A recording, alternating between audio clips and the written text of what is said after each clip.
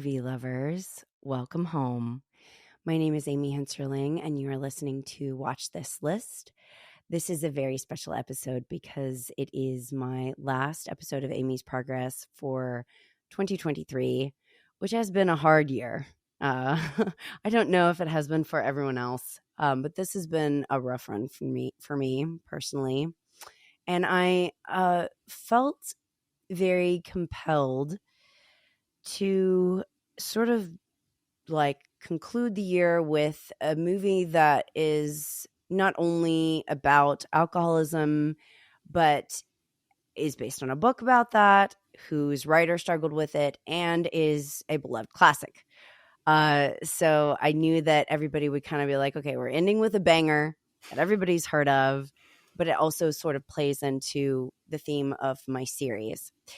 And Jacob over here, who is Boat of Raw on Letterboxd, wrote an exceptional poem on The Shining that I wanted him to share with you guys that sort of inspired this initially. As soon as I saw it, I emailed him and I was like, Jacob, we have to do The Shining. So, Jacob, I am so thrilled that you said yes. And hello. Yeah, I'm happy to be here. These conversations have been heavy and beautiful to listen to, and I'm happy to be a part. Thank you. And we're taking a little bit of detour from Trey Noirs and getting into getting into a little bit more heady territory. To the sacred cows. Yes. Yeah. Yes. I felt this pressure when Mitch and I did Stalker, where it was just like, oh my gosh, there's just so much written on this. But I told Jacob before we started, I would like him to read his poem for us just to sort of center us, almost like a meditation. So everybody get comfortable and get into the zone with us. And Jacob, take it away. All right. If there's if talking about the movie is sort of audacious, the whole concept of this poem kind of started in the same way, which is in the title. I think the title is Revision of The Shining. And so I'll read it now. Revision of The Shining. Let's say he puts back what whiskey the ghost poured, stops wandering the halls, pounding his tennis ball into sun dust. Instead of wringing the snowflake of his drunkenness out, he tells his wife about process and goes to work. 5 months on the wagon. Let's say I've had it too. 3 years, he says, since he's pulled the kid's arm from its socket for, what, scattering papers? When a man punched a hole in the wall of her house, let's say my mother cocked her head and said, hope that feels good. Now get the spackle and fix it. Let's say I learned to hate the man who whined about having to do what he had to do. Say Jack does too. Let's say a man is not an empty room in which a cigarette simmers, typing away at an endless buffet like a goof king dictating a missive to a far-flung conquistador, gesturing over piles of meat, retiring to the little room and the couch where it is buzzing, brain leaky nothing time in the unreliable now for the sad, sad man with a slouch. Let's say I never knew this room, where even now there is golden ice. There is golden ice in a glass held gracefully by a stone hand, and the golden ice at the bottom of the glass says, shh. So, can you tell us where this came from or what this means to you? Yeah, I think I wrote this at a writing residency that I did in Provincetown, Massachusetts, which like the Overlook Hotel, is a very isolated place. It's at the very tip of Cape Cod, which is sort of like if you hold your arm up uh, as if you're flexing. Provincetown is like right at the tip out in the Atlantic Ocean, and in the residency was over the winter, and so everybody leaves, um, and people who are there will sort of joke that the only things to do are drink and go insane. Mm. Um, and it's a place where lots of writers and painters and things have spent time, and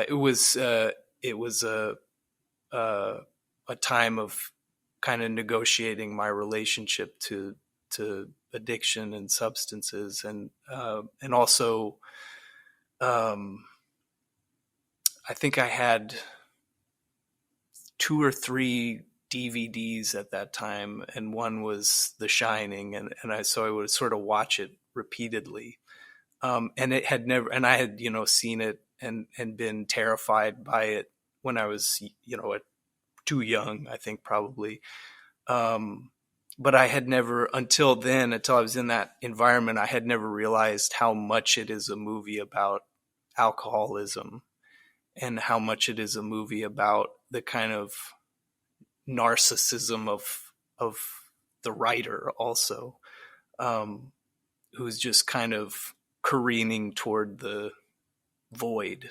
And so I think at that time I saw, um, I think as maybe embarrassing as this is to say, or as sad as this is to say, I saw how this clearly insane person in the movie was doing things that reminded me of myself.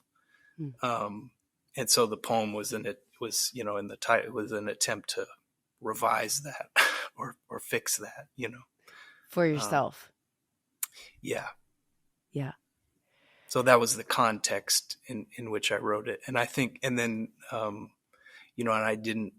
hadn't read the book until recently, which is much more about addiction and alcoholism than even the film. But it's Mm. still, it was still revealed to me in that environment in which I was seeing myself in that way. Well, and it's interesting that I could feel that when I read your poem. I felt that it was by someone who understood and could at least, um, maybe not, you could like identify characteristics and behaviors and feelings that I felt only someone who was exploring that within themselves could feel. So there's a lot of truth in the way that it's expressed and the language that you use, especially the final line to me, the golden eye saying, shh, Right. that sort of, it's almost like reminds me of a siren call, uh, Yeah. where you're just sort of being allured to your doom. And I think the Overlook has that quality about it as well. Right. The whole, the whole thing is about sort of the death drive, that just desire for the void and for feeling to be dulled and blanked out, um and and that's the role of alcohol in a lot of ways in many people's lives, and it's easy and you know it's easy for that to sneak up on you, I think, as as in a hotel of ghosts. Well, and I want to say before we get off this Yeah. entirely and sort of compare contrast the book with the film, because Jacob just finished the book and I'm reading On Writing by King. I did want to read these passages that he's got about The Shining, because as much as I think that it's sort of spooky in a way how you're describing being in this place that enabled you to see something that King, Stephen, when he was writing it, did not realize at all, nor would he have called himself an alcoholic at all. That's Like interesting. he only realized it looking back, which is Yeah. what I'm going to read. So these are brief, but we're in like, well, it's fitting because you're a teacher. We're in like, Yeah. reading mode. Yeah. Um, okay, so I'm going to say this briefly, but alcoholics build defenses like the Dutch build dikes. I spent the first 12 years or so of my married life assuring myself that I just liked to drink. I also employed the world famous Hemingway defense. Although never clearly articulated, it would not be manly to do so. The Hemingway defense goes something like this. As a writer, I'm a very sensitive fellow, but I'm also a man, and real men don't give in to their sensitivities. Only sissy men do that. Therefore, I drink. How else can I face the existential horror of it all and continue to work? Besides, come on, I can handle it. A real man always can. And then moving forward, holy shit, I'm an alcoholic, I thought. And there was no dissenting opinion from inside my head. I was, after all, the guy who had written The Shining without even realizing, at least until that night, that I was writing about myself. That, and then he also said, he kind of describes this when he's talking about writing Misery, especially, that something within him was screaming out. And so his cry for help came in the form of his writing, and came in the form of monsters. Yeah. Or like you say, in this instance, it's ghosts. But Kubrick doesn't necessarily emphasize this as much in the film. So how would you quantify those two things, sort of in this vein? Yeah, I think so much of the film is you get the sense that the plot is this sort of almost less important part of the film, or is sort of a base for building on all these thematic layers, that are the things that people I think really love about that movie and why it is so um, analyzed, is that you can watch it with these different readings. And is it a movie about abuse? Is it a movie about alcoholism? Is it a movie about the Native American genocide? And it's The all of moon landings. right, Yeah. and all of those things are there, I think, because of the way that he sort of boils down the plot to its most. It's almost it's strange. I was thinking, I watched it last night, just how minimalist the movie really is, even though it's so long, that there's not a lot of what you would call character development. There's not, you don't see, as you do in the book, the kind of tender aspects of the relationship between the family, that you see in the book. They have these kind of moments of love and moments where you see them as round people. You're just sort of immediately from the beginning like, this guy has barely contained rage at his wife and is clearly going to kill his family with an axe. It's just right there in Jack Nicholson's face from the beginning of the movie, that you and the music that just emphasizes that everything is about to go terribly wrong, and you sort of can't believe how bad it gets over the course of the film. But it just seems like what Kubrick wanted is, once of the plot of a story is for it to just be a sort of a skeleton on which to hang all of these things, these other themes and things that it sort of resonates with that plot. Whereas, King is telling a much more kind of human story about a person, like that central difference in the book is that Jack at the end sort of pulls back from the forces of evil that are dragging him into the darkness, and says, no, Danny, I love you, before he dies. So he sort of, in a certain way, conquers the Redeemed. demon. Well, yeah, right. That's a better way to put it. He's redeemed, even though he is dragged down by it. Um, Whereas in the film, they just, he just becomes Satan, basically, Well, and I think in the film too, there's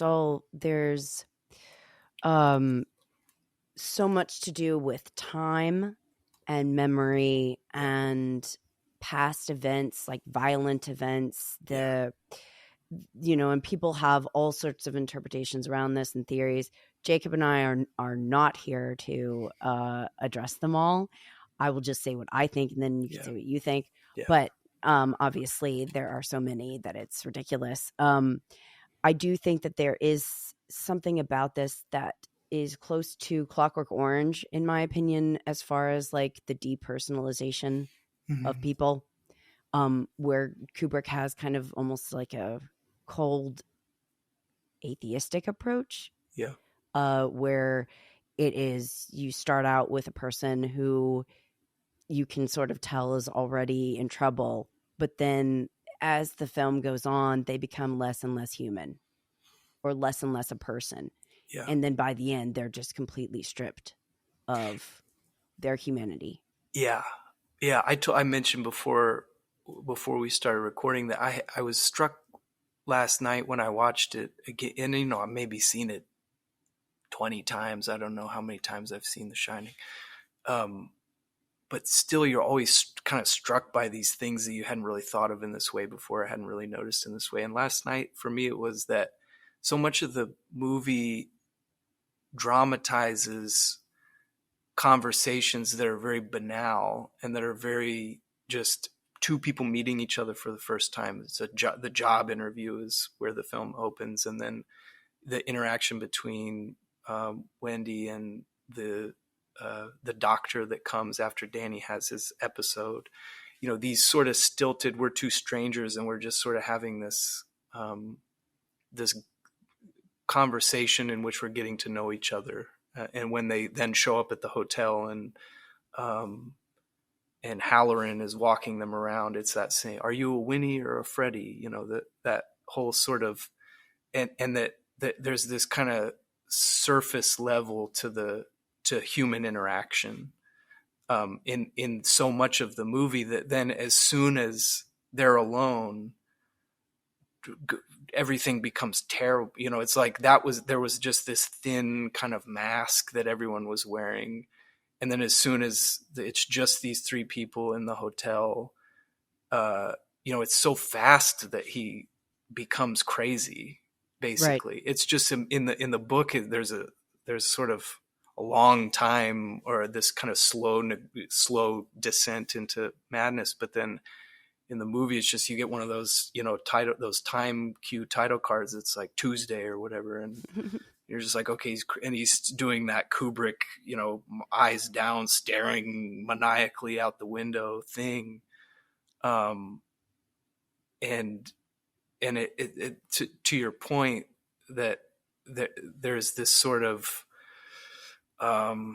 implication that maybe people from the beginning, like we're all just sort of pretending or something, that there's this real kind of, I think Herzog, maybe I could be misattributing this, but some um, line from one of those Herzog documentaries about the Grizzly Man, in which nature is this kind of, or civilization is this thin crust of ice over a vast ocean of chaos, and that's how that's how Herzog sees the natural world. And I thought of that last night as I was observing this kind of stiltedness to the interactions in the first half of The Shining that then becomes so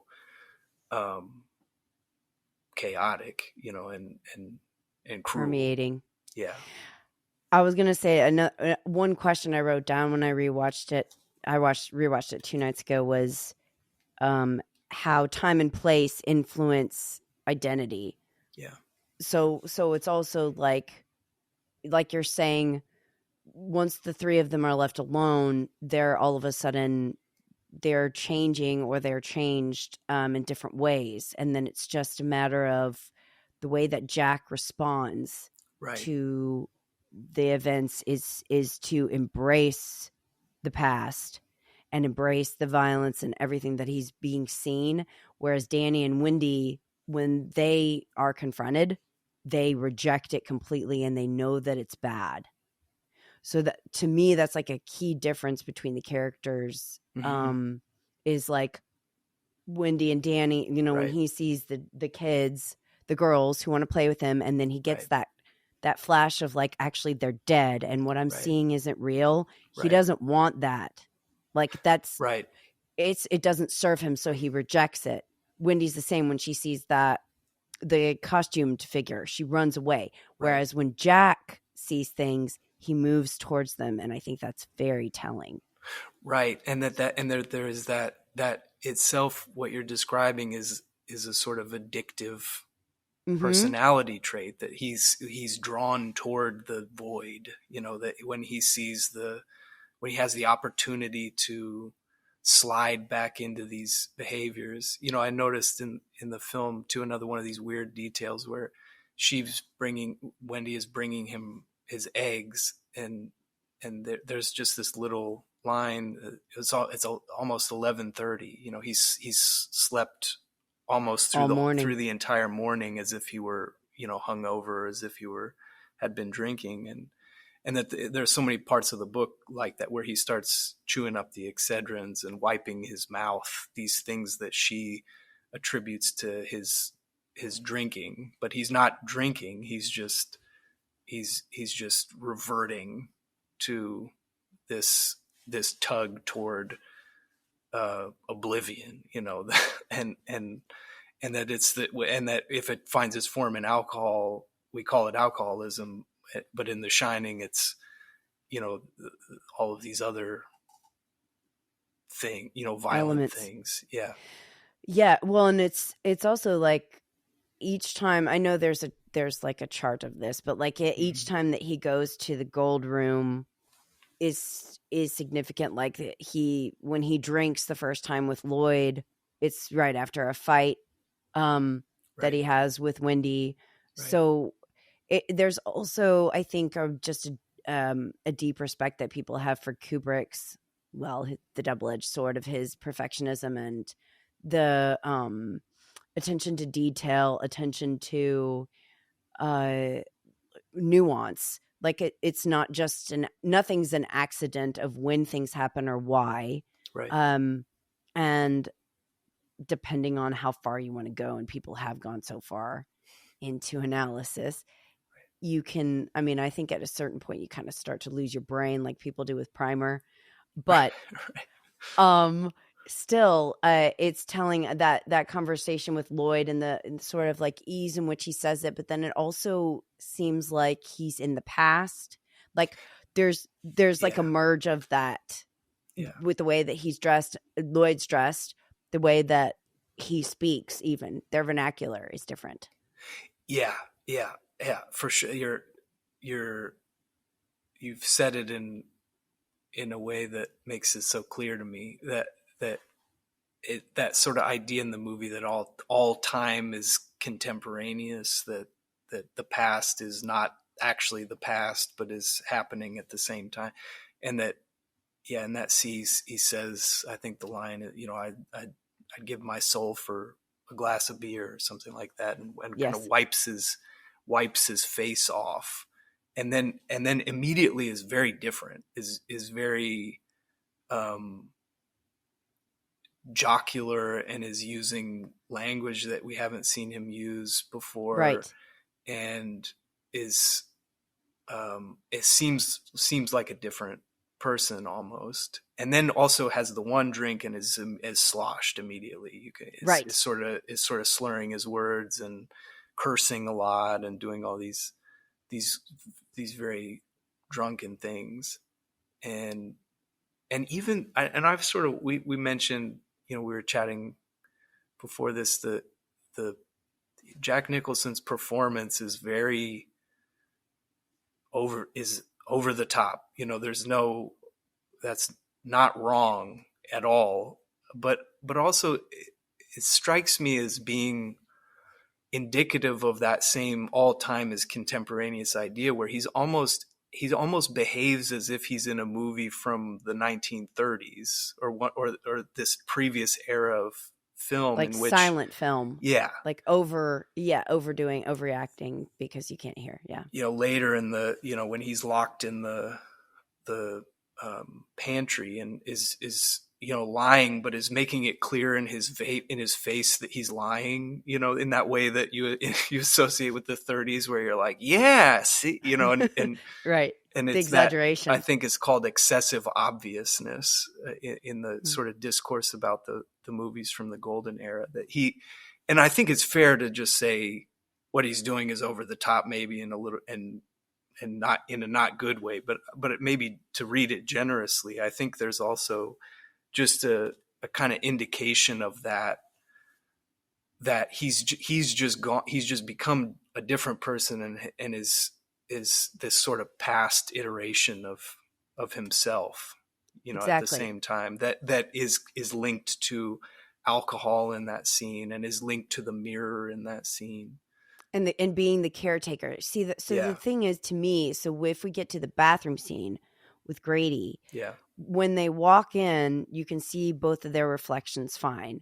But then there is, and his attitude is a certain way when he's saying, like, you're the one who murdered your, yeah. but then there is a cut. And it's very distinct, where all of a sudden there's a tonal shift when Mhm. Grady starts getting very serious, and he is like, no, you're the caretaker. You've always been, and I've always Yeah, known. And then you can't see his reflection in the mirror anymore.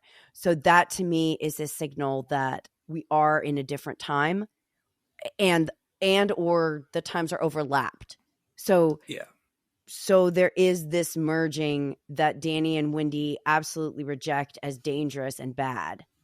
But then Grady from the past is also saying, do you know that your son is contacting this person, which is in the present?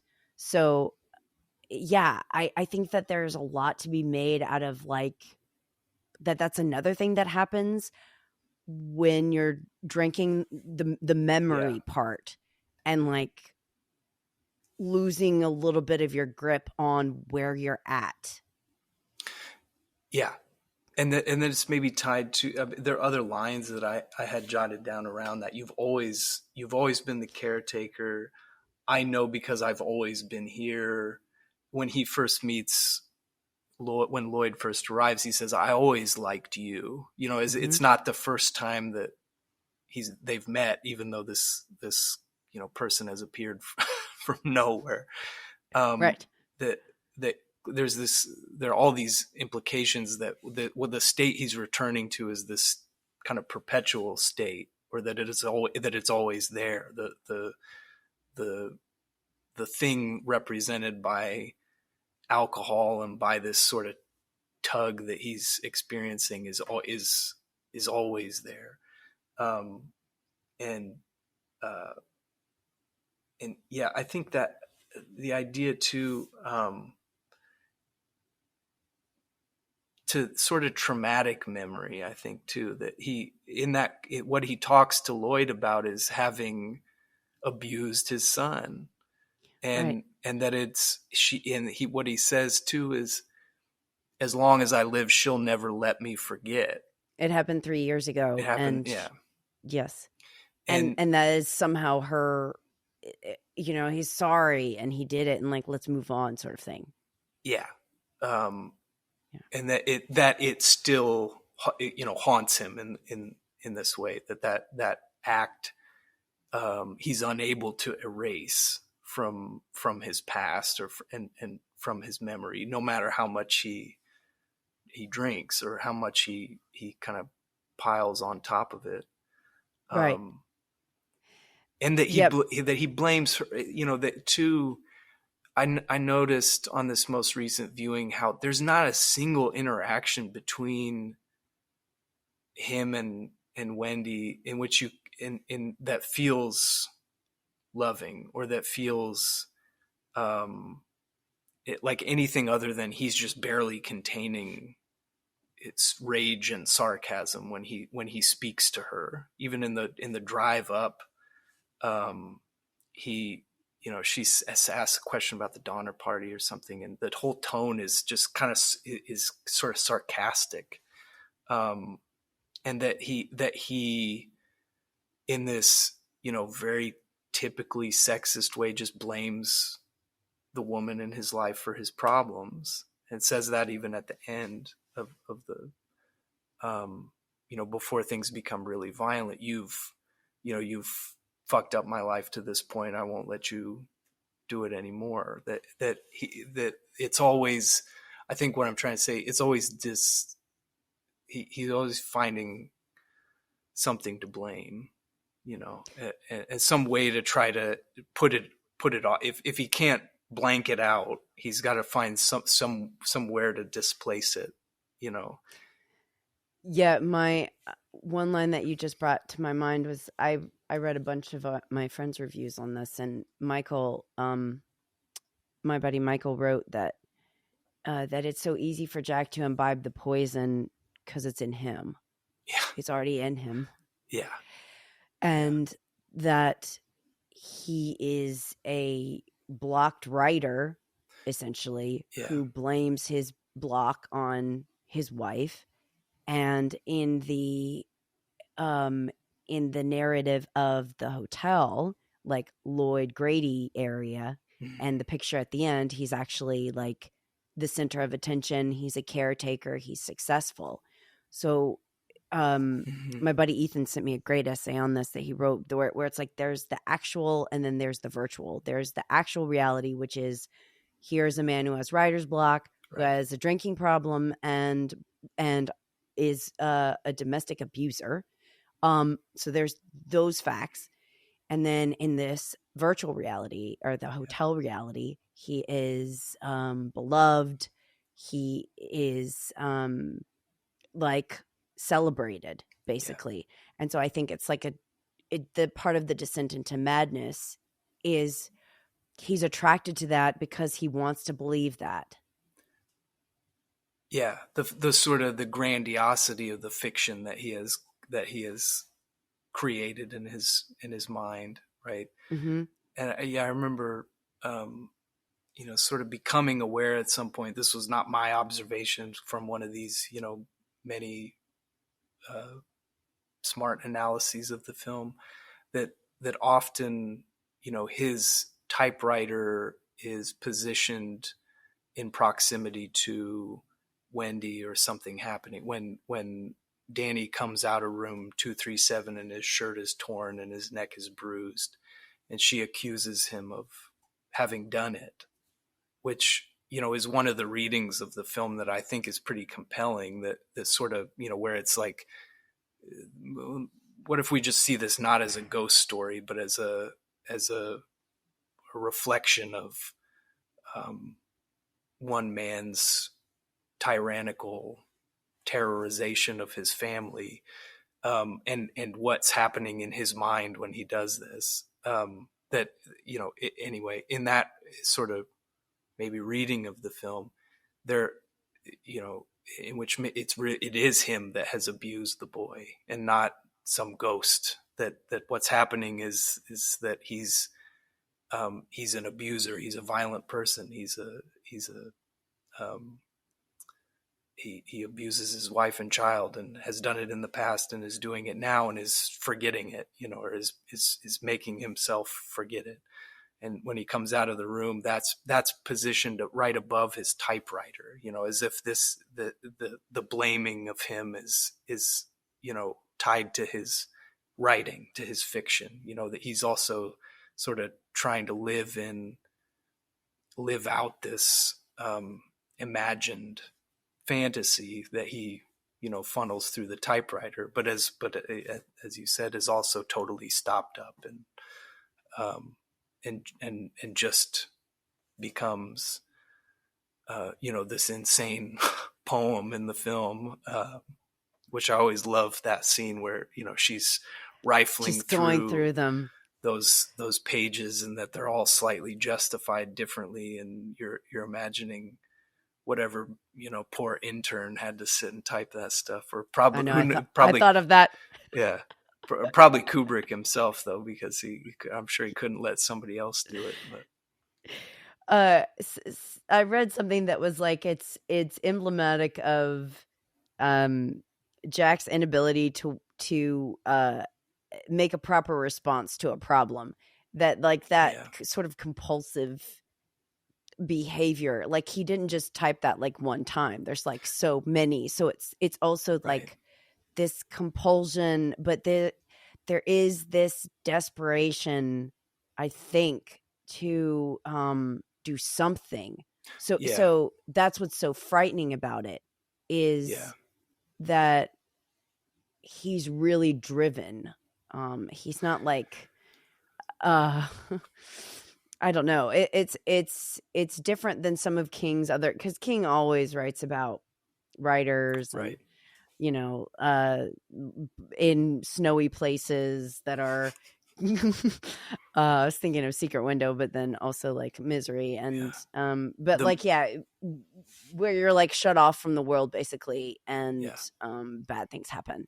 Um but in this case it's like a psychopath who in the context of Kubrick's film is also being led and possessed sort of in a way that's Yeah. like moving him forward, like when he's going through the corridors and the outlay of the hotel, it feels like he's being led, not just like wandering. I feel like that to me it feels Mm-hmm. quite like a puppet master, as like guiding somebody, as opposed to just like aimlessly, oh, I wonder what's around this corner. Yeah, I see that. Yeah. Um, Yeah. I I am sort of interested too in the idea that, you know, what some of what we're seeing in the film is Jack's fiction, you know, is his imagination, is Hmm. his, and that there are times in which one's imagination, especially a maybe a hack fiction writer, where it's a Mm-hmm. little cliche, or it's a little stock, or it's a little stilted, or you know the scenes of the scenes of at the end, the scenes of Halloran, where he, you know, there's these weird details where it's like, why are there these naked posters in his Uh-huh. In his Miami, room. you know, and it's like, Uh-huh. well, because the person who imagined this is a little racist and is a little um, doesn't really understand this human being that he's writing about, and so the representation of it, and that each of his whole sort of journey to the Overlook is these very, you know, you're kind of like, why are these in the movie? Actually, we don't really need to see a lot of this journey, you know, because it's just kind of you know, there's nothing happening. He's on an airplane and he asks what time it is, and that's it, you know. And it's like, well, this is a scene that a bad fiction writer would Mm-hmm. write, you know. This is he's Yeah. because he's sort of imagining this is the plot that he's created, you know, for himself. I don't know if that quite makes, I don't know if that quite holds up as a reading, or a way of interpreting what's happening. But No, I think you're onto something there, because I don't think it's an accident. I don't yeah, think those sort of details are I mean, there's a meaning to them, and that one's just as good as any yeah. other. I like that a lot.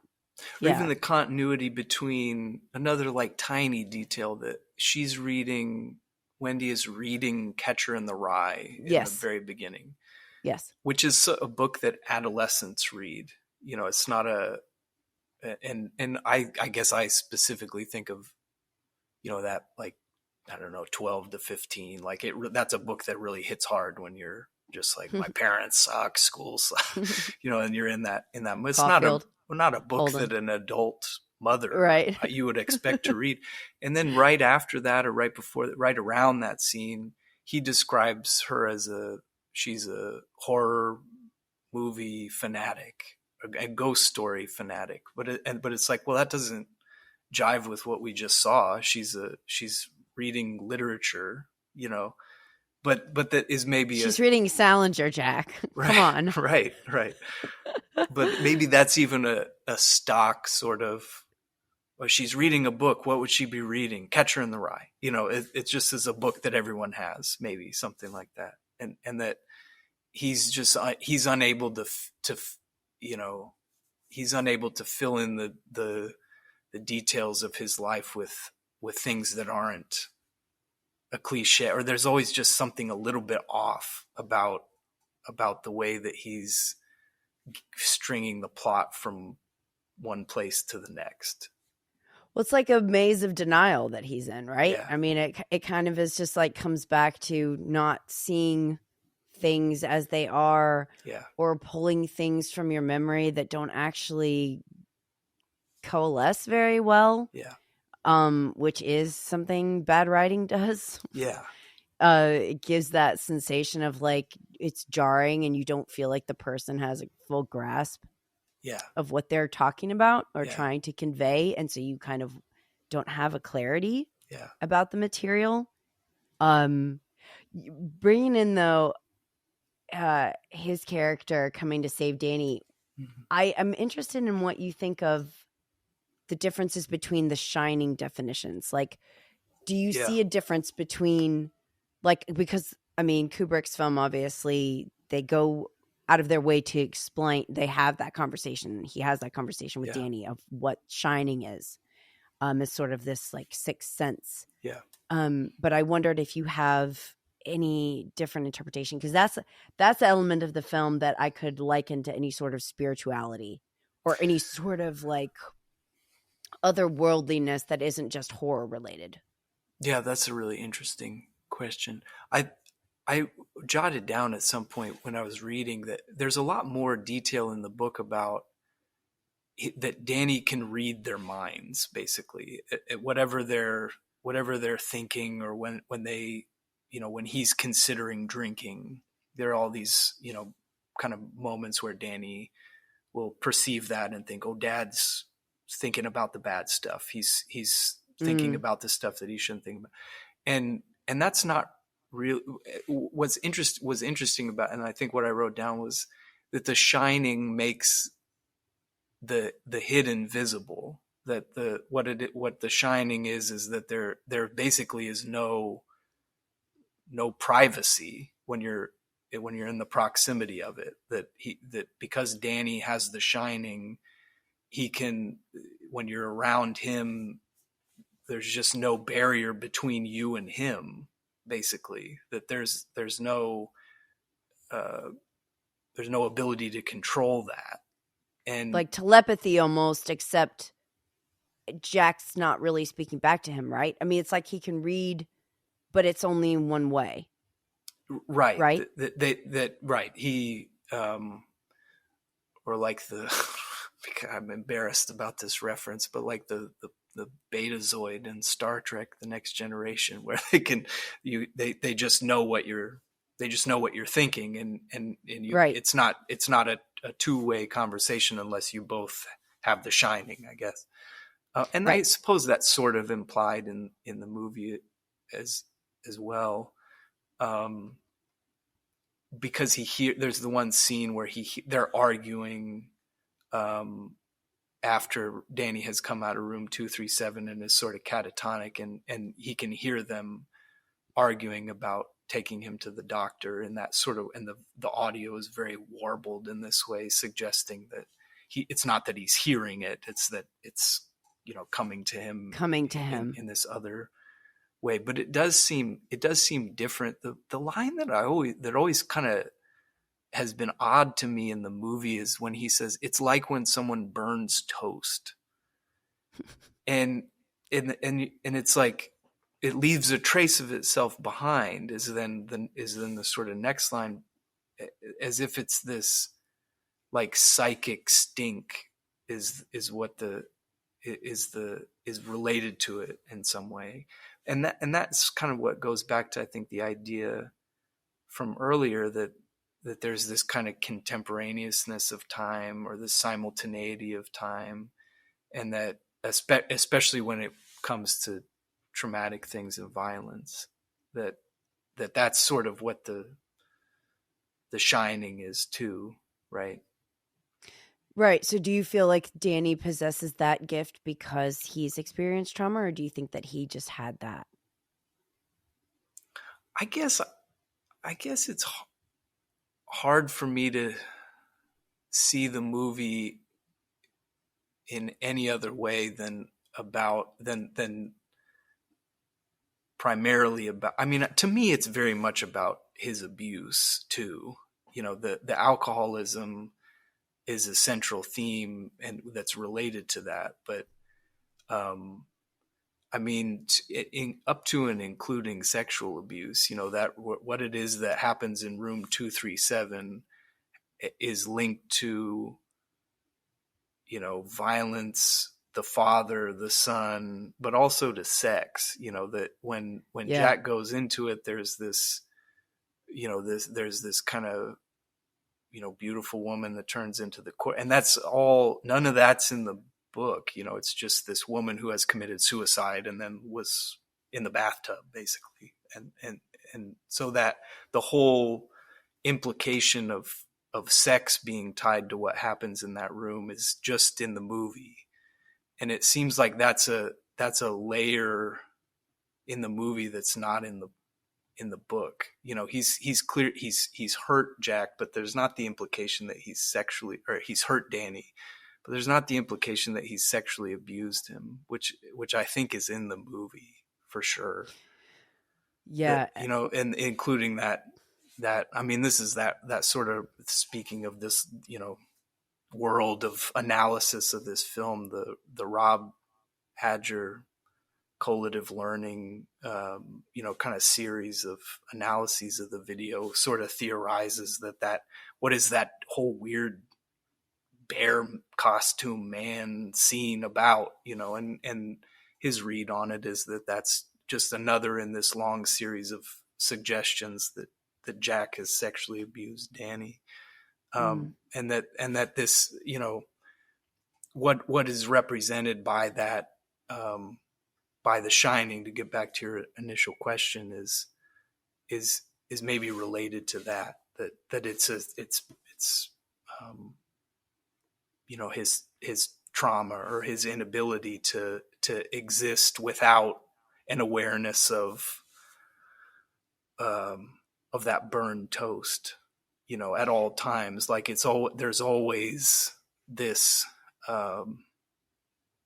layer to existence now, even when it, you know, even the thing that's so striking about the movie, just as a sonic experience, it's like the whole thing is terrifying because of the music. You know, it's right from the first moment. There's not a moment of levity in the entire thing, and there's not a funny moment in the entire thing because of that music. That even if when they're sort of joking around with each other, it's still just that, you know, somebody Oppressive, freaking out on the cello, you know, and that I think, you know, that which underscores that idea that for the person post traumatic stress, it's impossible to really just kind of live or to get back to that pre-trauma person. time. Well, yeah, and you're also making me think about how, like, people will describe, you know, there's this hyper awareness of the darker side of reality, I guess, is also like he's just so now forever acutely aware of what somebody is trying to hide because he's experienced the schism between how a person presents themselves and how they are alone. And it also is like a very almost like sobering portrait of like, what is it like for the other person, for like the non-alcoholic or the non-addict? Right. What is it like to live, for them to live with someone who is on a self-destructive path? Yeah. So it's not just like, this isn't just a movie where you could relate to it if you were struggling in the way that Jack is, right, but you could relate to it in the sense of being the child of one, or having people in your family who displayed, like, obviously this is an extreme example, but these are the types of things that I'm most interested in, is like, how do you see things from another point of view? And what would that feel like to because Danny has the shining, he's not really surprised by things that happen, but in real Right. life, it's a ticking time bomb. Right. Like you're living with a loose cannon and you have no idea. So The Shining is like Mhm. both a gift and a curse in that sense, because he can anticipate to a certain extent. He can see beneath the bullshit Yeah. exterior, but he also is a child who shouldn't have to. Right. And the book really kind of underscores that a lot, that he sees, remember there's like the joke early in the book where he over here, I'm not sure if that's the right word even to use, but he reads a woman, sort of sexually desiring the driver of her car, but he doesn't understand what getting in his pants means. Why would she want to, so he experiences these things, but doesn't, but is unable to really process or understand them. And the book really refers to that frequently. That Halloran will tell him, well, you're gonna hear so much before you're ready for it, before you can really understand it. Mm. And that, uh, yeah, I mean, I have a 2-year-old and who's just kind of developing an awareness of language and um, becoming a baby is just like a baby.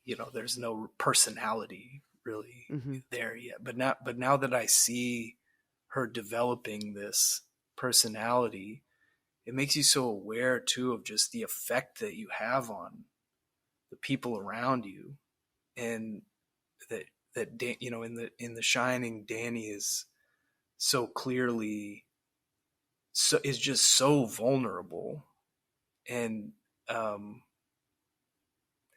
and that I don't know, post parenting for me makes the movie so much sadder than I think it was always terrifying and unsettling in all these ways. um but even so, you can't help but imagine, and I would maybe not like to talk about Doctor Sleep, I guess, because I really didn't like it, uh but it does it I think, because part of why I didn't like it is because it's sadder to imagine and not be told, what's going to happen to this kid having gone through this.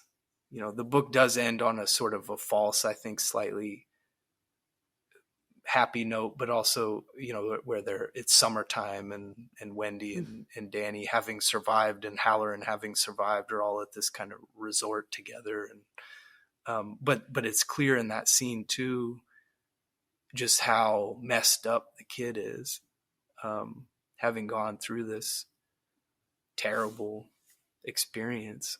Um, Yeah, and you just remind me of the scene where, I mean, when he's talking to Lloyd and he's like, he's a very willful boy, yeah. he's a naughty boy and he's a willful boy sort of thing.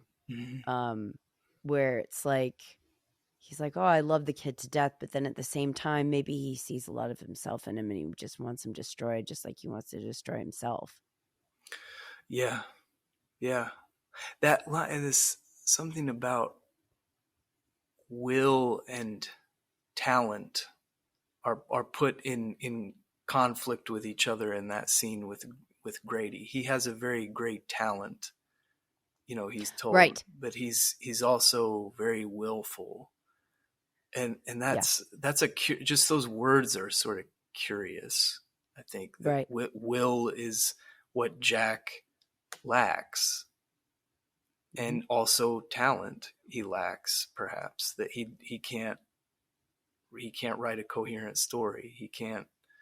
Um, he can't He can only even. write one sentence. Yeah. Yeah.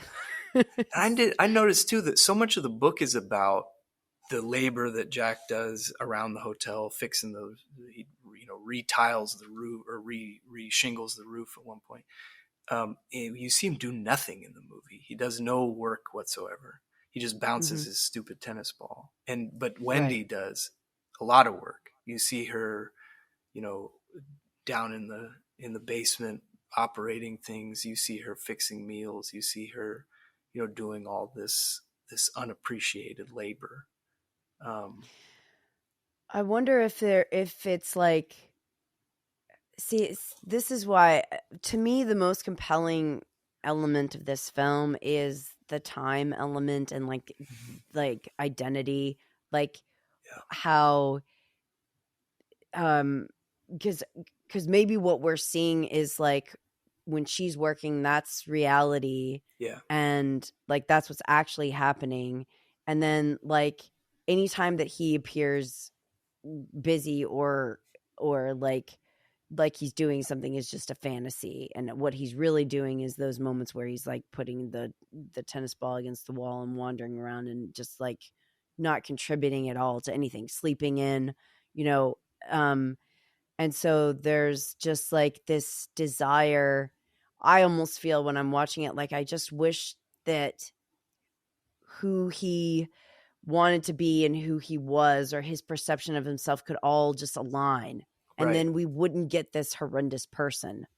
Right. um Right. like if it could somehow be fixed so that Right. his perception of her is correct as a person Right. who's doing all this stuff and actually cares for him greatly, Mhm. that he could see his son as like an imaginative, very like what's the word I'm going to say here, not protege, what's the word, where like the kid is a genius. Oh, the It prodigal starts with son. not prodigal. What is that word? Oh my gosh. I feel like it starts with a PR. It's not protege and it's not prodigal. There's a word for this. Um where he's like very bright, but Jack can't see him as such. He Right. just resents him for it. Yeah. And so if he could like align all of these things and see reality and actually be off the wagon in a like sobriety sense, not just like not drinking sense, Yeah. then there's a whole other story here. But that's not at all what happens. Right. Prodigy. Prodigy. Yeah. Yeah. Thank you. Yeah. I mean, I think that goes. I think that kind of goes back to the poem. I think that's part. I think that's sort of was Hmm. maybe in some ways where that came from. Like what that you see not how easy it is to become like this man, but just how it could happen, and the when you could see that same maybe tend or that pull toward the void in yourself, and that and that the movie really creates a desire to, and the book really creates a desire to fix that and to revise that, you know. Whereas the film was like, the way that it ends is he's frozen in time, Yeah. and then he is the caretaker forever. So he's like fully become like integrated with the hotel. Like the hotel has him forever, basically. Yeah. And like he will always be there and he will always come back, but his personhood is gone. Yeah. And I think that's why he becomes crazier and crazier as it goes on. It seems like that's what it's saying, is that you don't just stay in a certain level, you get worse. Yeah. Yeah. That makes sense to Until, me. but with Grady, the whole family was destroyed, and for Jack, his family lives. Mm-hmm. So that's an interesting distinction too. Right. And it goes back to your, I think maybe because it is the phrase Grady uses is, you know, correcting, that they needed correcting, that which struck me as being that's what you Right. do to a manuscript. That's how you that's revision. You correct the errors, and they Mm. tried to burn it down, but I corrected them. I you know, and so the differences um, that I think you pointed to earlier, where it's that they resist it. You know, they see that same tug toward the void, but they're un uh, they're enough themselves as to be uncorrectable or something like that. You know, I don't know if that makes sense. No, it does.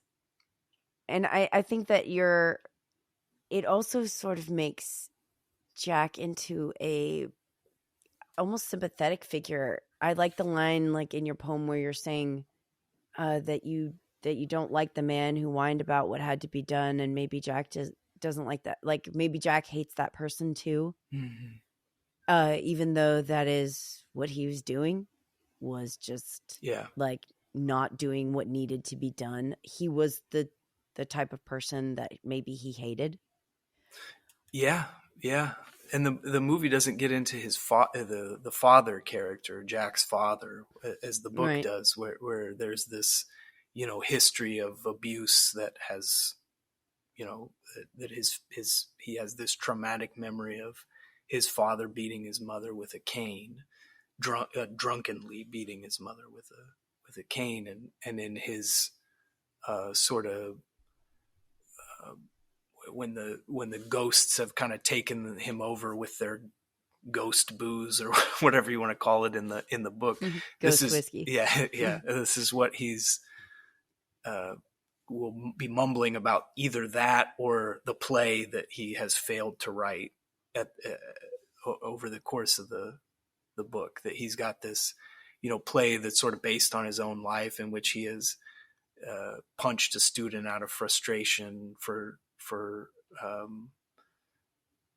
in the play it's about cheating, but in real life it was about something else. And that those things are all his failures as a worker, his failures as a man, his failures as a husband. All these things just kind of bubble up out of him in those moments. And it reminds me of that. A couple of times I've thought of and the book references it, the Ray Milland performance in The Long Weekend, the Billy Wilder film about the alcoholic. Yeah. And he's a writer too. He's right.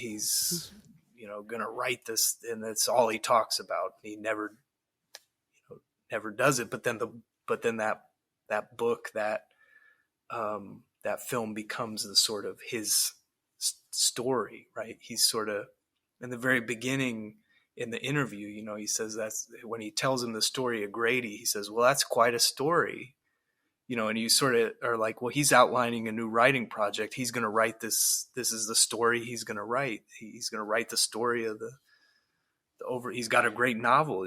But instead he lives it out. He doesn't, those things become collapsed or confused in his experience, his imagination and reality, the past and the present, Exactly. Everything's just and I think it's such a, I guess it's become like a stereotype at this point, where it's like the writer who struggles, and because I just saw the movie Anatomy of a Fall, which is excellent, that came out this year. And there's a writer in that film who struggles with like writing and getting it out there, and has these ideas but can't get, and then drinks and does, so it's like that whole thing, King even writes about that in On Writing, where he's like, it's not necessarily that artists are particularly susceptible or whatnot, but there is something true about the connection between maybe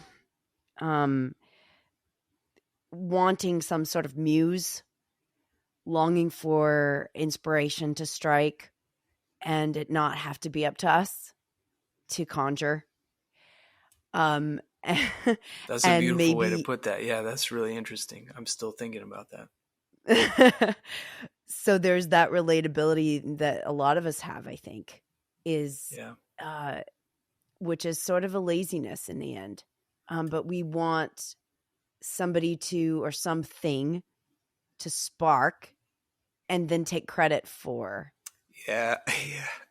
That reminds me of a very good friend of mine named Josh Diamond, who said one time, he said, I hate writing, but I love having written.